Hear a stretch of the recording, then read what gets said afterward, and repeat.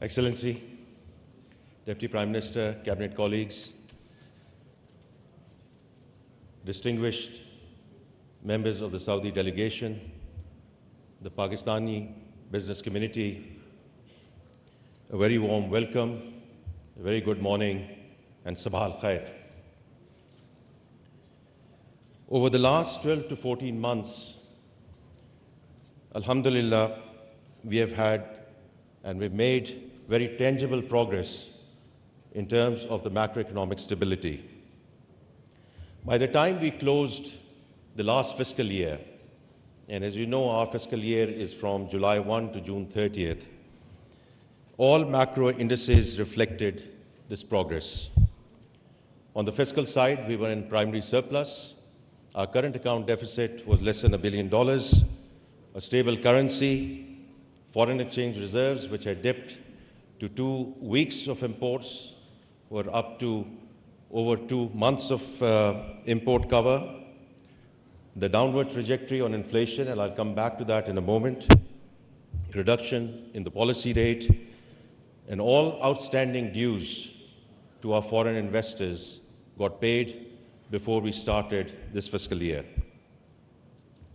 Ladies and gentlemen, it's a real pleasure and privilege to say that we have consolidated those gains as we've entered this fiscal year. In the first quarter, which closed end of September, on the back of very strong remittances, indeed, the Kingdom of Saudi Arabia plays a very, very important and critical role in terms of that corridor. So we always remain grateful for that. Also, the export flows, especially in terms of year-on-year, very critical deltas and important deltas in terms of IT services.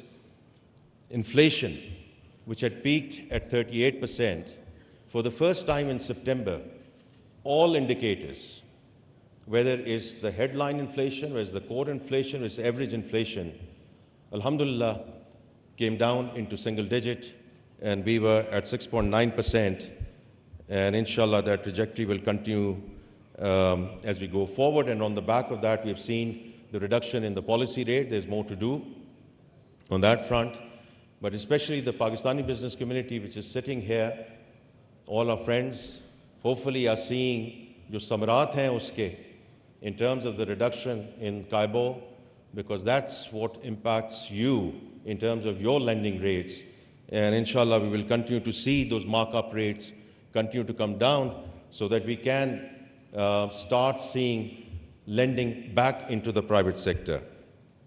And when we talk about the private sector, someone just mentioned to me that, and I want to say that in a lighter way, that last time I was here at this conference, and this is the second summit, I'd said if the private sector has to lead the country, then the private sector has to be sitting in front, and the government functionaries have to be sitting at the back. So I'm very grateful to the organizers of this conference who have exactly done that, where we give due credit and remain respectful to our business communities, both on the Pakistan and the Saudi front, in terms just of the seating plan. Now coming back to the economy at the moment, now what we've seen is on the back of this macroeconomic stability, we have seen credit rating upgrades. Now there's more to do on that front as we move towards B- at least. We have seen institutional flows coming back into the country, both on the debt side and on the equity side. And yesterday, we actually saw an all-time record high of Pakistan Stock Exchange. As a finance minister, I am slightly cautious about taking credit for the stock market, but it is a data point, and I thought it was important to mention that data point. We also had, during September, IMF approve and their board approve an extended program for the country.